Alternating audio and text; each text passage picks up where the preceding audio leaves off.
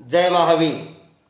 आज हम सुधर्म क्लासेज में इच्छा में खमासमणों के पाठ का अर्थ सहित विस्तृत विवेचन करेंगे कि इस पाठ में जो शब्द बोले गए हैं उनमें क्या भाव छिपे हुए हैं। इस पाठ से 12 आवर्त सहित 25 आवश्यक होते हैं, इसलिए इसे द्वादशावर्त गुरु वंदन सूत्र भी कहते हैं। दूसरे आवश्यक में हमने लोकस्य के पाठ से देवों को वंदन किया, तीर्थंकरों की स्तुति की। देवों के बाद गुरुओं का स्थान आता है, इसलिए तीसरे आवश्यक में इच्छा में खमासमणों के पाठ से गुरुओं को वंदन किया जाता है। अब वंदना किसे कहते हैं? मन वचन काया का वह शुभ व्यापार जिसके द्वारा गुरुदेव के प्रति भक्ति और बहुमान प्रकट किया जाता है, उसे वंदना कहते हैं। अब वंदना करने से क्या लाभ है? वंदना करने से नीच गोत्र कर्म का अक्षय होता है और उच्च गोत्र बंधते हैं। विभग, सुभग और सुस्वर आदि सौभाग्य की प्राप्ति होती है एवं सभी उसकी आज्ञा स्वीकार करते हैं एवं सर्वप्रियता को प्राप्त करता है। अब वंदना कितने प्रकार की होती है? सामान्य वंदना, मध्यम वंदना और उत्कृष्ट वंदना। सामान्य वंदना जब गुरुदेव संसति विहार करके पधार रहे हैं अथवा गोचरी आदि स्तंडिल भूमिका में जा रहे हैं या वहां से आ रहे हैं अथवा मार्ग में चल रहे हैं तो मध्येन वंदामि, ये सामान्य वंदना। अब मध्यम वंदना जब गुरुदेव यथास्थान विराज रहे हैं तो हमें तिकुत्व के पाठ से विधि पूर्वक 3 बार वंदना करना मध्यम वंदना है। और उत्कृष्ट वंदना इच्छा में खमासमणों के पाठ से बोलकर ये उत्कृष्ट वंदना दी जाती है।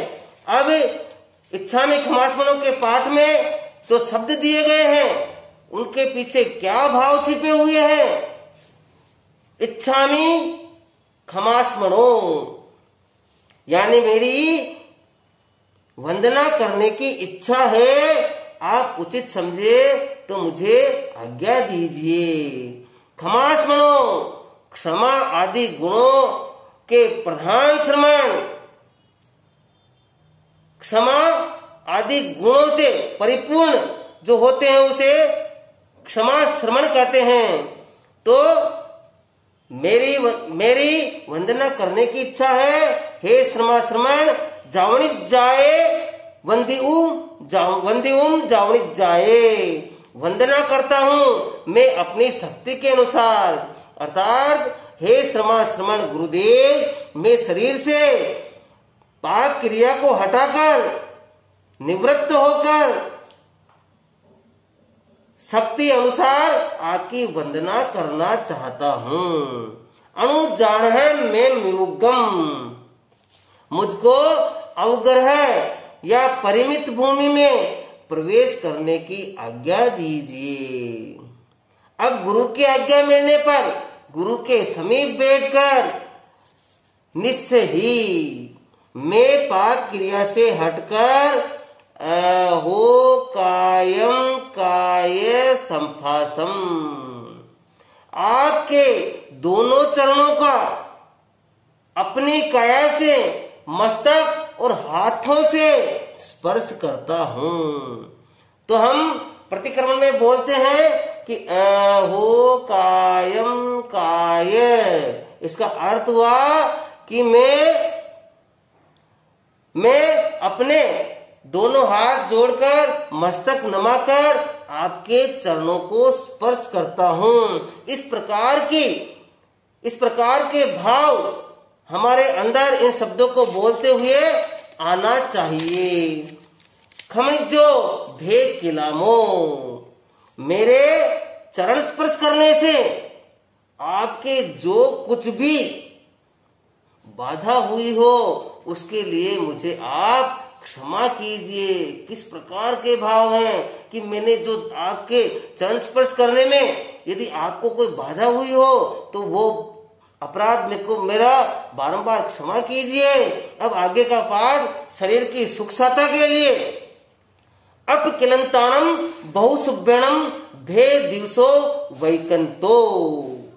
ग्लानि रहित आपका ये दिन बहुत आनंद से बीता। आगे का पाठ संयम यात्रा की प्रथा के लिए। संयम यात्रा की प्रथा के लिए जत्ताभे जवणीम जवणिजम चब्भे। आपकी संयम यात्रा निर्बाध है। आपका शरीर मन तथा इंद्रिय पीड़ा रहित स्वस्थ है। तो हम प्रतिक्रमण में उत्कुट आसन से बैठकर बोलते हैं कि जत्ताभे जवणी जंचभ्ये, यानी इसका अर्थ हुआ कि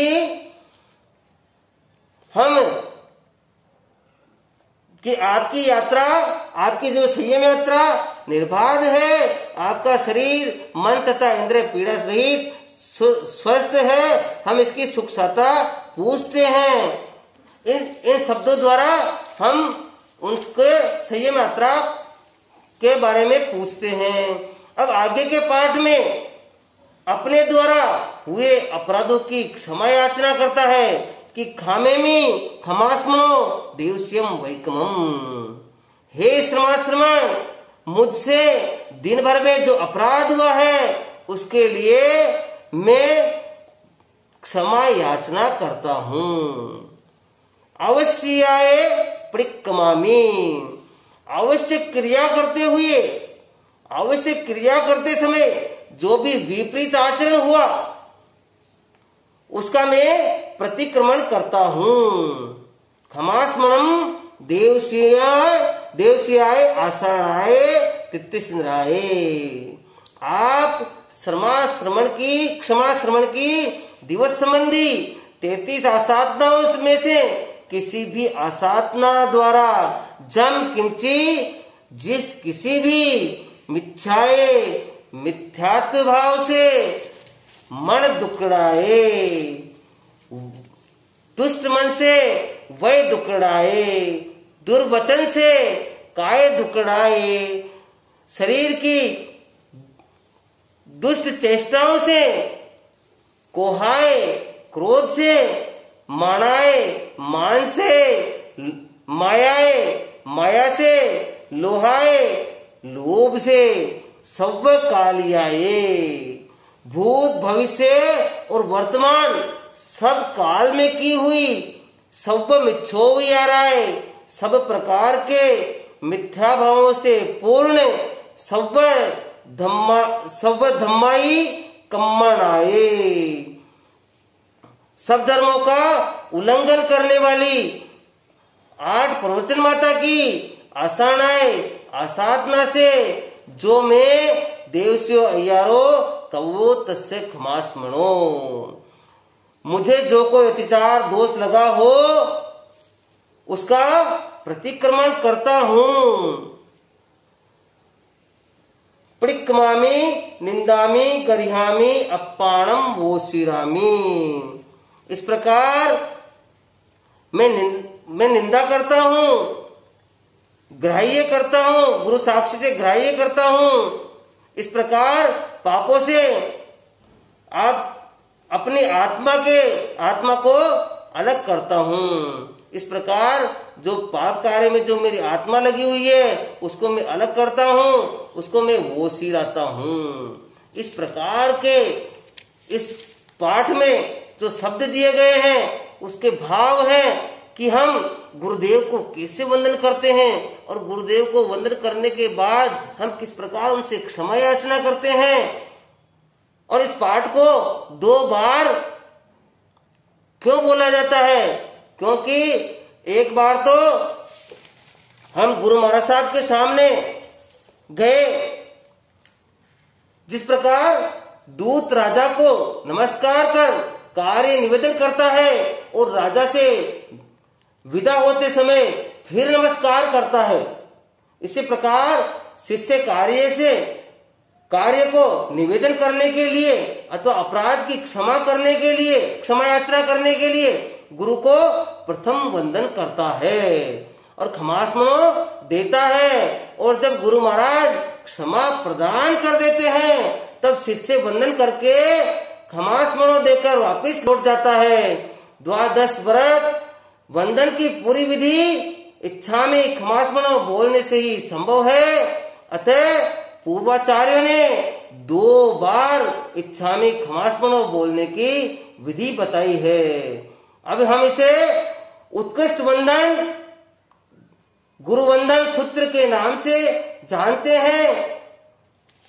इस पाठ से हम प्रतिक्रमण करते समय तीसरे आवश्यक में इच्छा में क्षमास्मनो के पाठ 2 बार बोला जाता है। ये जो पाठ का हमने अर्थ सहित विवेचन आज सुधर्म क्लास साइज में किया, उसमें किसी प्रकार का शब्द को आगे पीछे कहा हो, शब्द की गलत प्ररूपणा हुई हो, तो मैं आप सभी से बारंबार क्षमा याचना करता हूं। इन्हीं शुभ भावों के साथ सादर जय जिनेंद्र।